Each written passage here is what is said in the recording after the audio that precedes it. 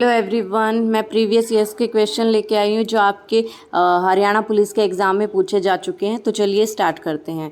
First question है हमारा, भैंस का वैज्ञानिक नाम क्या है? भैंस का वैज्ञानिक नाम क्या है? बुबेलस बुबेलिस।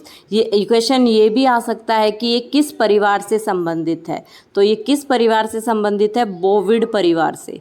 किस परिवार से? बोविडी परिवार से ये संबंधित है। भैंस का वैज्ञानिक नाम बुबेलस बुबेलिस है।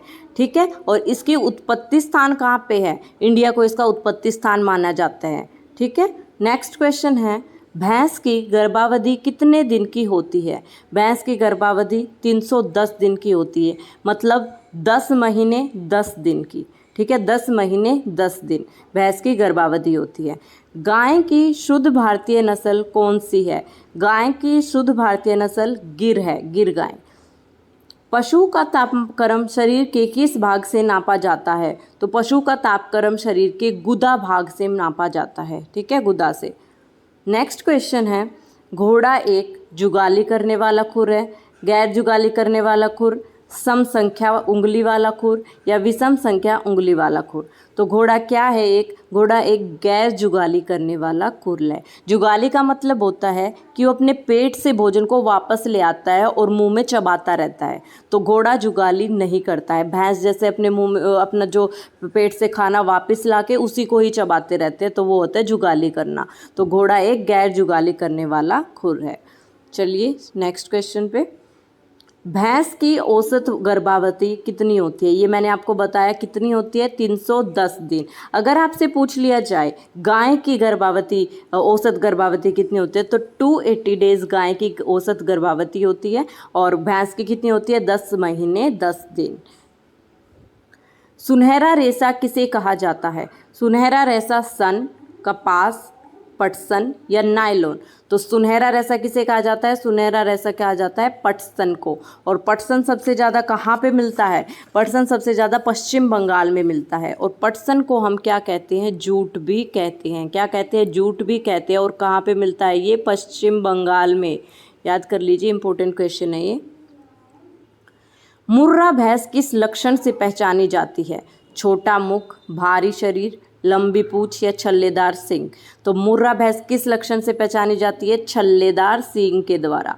छल्लेदार सींग से मुर्रा नस्ल की भैंस की पहचान होती है, उनके छल्लेदार सींग होते हैं। विश्व में सर्वाधिक भेड़ें किस देश में पाई जाती है? न्यूजीलैंड, ऑस्ट्रेलिया, फ्रांस या इंग्लैंड? तो सबसे ज़्यादा भेड़ें कहाँ पे मिलती है? ऑस्ट्रेलिया में। ऑस्ट्रेलिया में सबसे ज़्यादा भेड़ें मिलती हैं। नीली क्रांति किससे संबंधित है? खाद्यान्न उत्पादन, तेल उत्पादन, मत्स्य उत्पादन, झींगा उत्पादन? तो ये तो सबको पता है। ये ब्लू रिवॉल्यूशन किससे रिलेटेड है? मत्स्य है, मछली पालन से। ठीक है, मत्स्य उत्पादन से नीली क्रांति। अगर आपसे पूछ लिया जाए पीली क्रांति किससे रिलेटेड है? पीली क्रांति तिलहन से रिलेटेड है, तिलहन से। अगर आपसे पूछ लिया जाए वाइट रिवॉल्यूशन मतलब श्वेत क्रांति, श्वेत क्रांति दूध से है। और रेड क्रांति किससे है? मांस मच्छी से। ठीक है, भारत का सबसे बड़ा मत्स्य उत्पादक राज्य कौन सा है? गुजरात, आंध्र प्रदेश, तमिलनाडु या पश्चिम बंगाल? तो भारत का सबसे बड़ा मत्स्य उत्पादक राज्य कौन सा है? पश्चिम बंगाल है। याद कर लीजिए, भारत का सबसे बड़ा मत्स्य उत्पादक राज्य पश्चिम बंगाल है। ऑपरेशन फ्लड किससे संबंधित है? बांध निर्माण से, भीड़ नियंत्रण से, बाढ़ नियंत्रण से या दुग्ध विकास से? ऑपरेशन फ्लड नियंत्रित किससे संबंधित है? दुग्ध विकास से। ठीक है, दुग्ध विकास से। राष्ट्रीय डेयरी विकास बोर्ड की स्थापना कब हुई? 1964, 1965, 1966 या 1967? ठीक है, national dairy development board of India, इसकी स्थापना कब हुई? 1965 में हुई थी। और कहाँ पे हुई थी? क्वेश्चन ये आ सकता है कहाँ पे हुई थी? तो ये कहाँ पे हुई थी? गुजरात के आनंद में। आनंद में इसकी स्थापना की गई थी 1965 में। नेक्स्ट क्वेश्चन है, दूध से दही किस प्रक्रिया से बनता है? पाश्चीकरण, किण्वन, उपापचय या विघटन। दूध से दही किस प्रक्रिया के द्वारा बनता है? किण्वन के द्वारा बनता है। ठीक है, जब हम दूध में थोड़ी सी खट्टा डालते तो फट जाता है, फट के वो रात सुबह तक अगर हम उसको रखेंगे तो वो दही के रूप में हमें मिलता है। तो वो किस वजह से होता है? किण्वन की वजह से होता है। निम्नलिखित में से किसकी उपस्थिति के कारण दूध का रंग सफ़ेद होता है? लाइकोपिन, लैक्टोज, कैरोटीन या कैसीन। तो दूध का रंग सफ़ेद होता है कैसीन के कारण। किसके कारण? कैसीन के कारण। अगर आपसे पूछा जाए दूध का रंग येलो किस वजह से होता है, पीला किस वजह से होता है, तो कैरोटीन के कारण। अगर सफ़ेद की बात की जाए तो कैसीन के कारण होता है। जुगाली करने वाले का आमाशय कितने भागों में बटा होता है? मैंने आपको बताया घोड़ा जुगाली करने वाला खुद में नहीं आता है, जैसे भैंस, तो इनका आमाशय कितने भागों में बटा होता है? 4 भाग, 3 भाग, 2 भाग या 5 भाग। तो 4 भागों में बटा होता है। एक होता है रूमेन, एक रेक्टिकुलम, थर्ड ओमेशन और फोर्थ है एबोमेशन।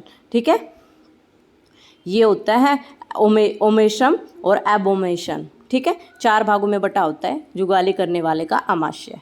नेक्स्ट क्वेश्चन है, सामान्य दूध का औसत पीएच होता है 4.6, 5.6, 6.6 या 7.6। तो क्या आंसर है इसका? 6.6। सामान्य दूध का औसत पीएच कितना होता है? 6.6।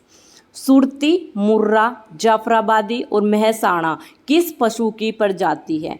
तो मुर्रा से आपको समझ में आ ही गया होगा, गाय नहीं है, भेड़ नहीं है, भैंस, मुर्गी। तो ये किसकी प्रजाति है? मुर्रा। मुर्रा नस्ल से आपको पता चल गया होगा कि ये भैंस की प्रजाति है।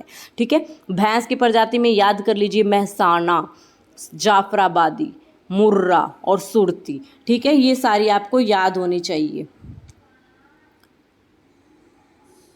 नेक्स्ट क्वेश्चन है, गेहूं की बेकिंग गुणवत्ता के डैश के कारण होते हैं? गेहूं की बेकिंग गुणवत्ता डैश के कारण होते हैं? ग्लूटेन है, यहाँ पे ग्लूटे लिखा गया है, सॉरी मिस्टेक से, ग्लूटेनिक अम्ल, इनमें से कोई नहीं।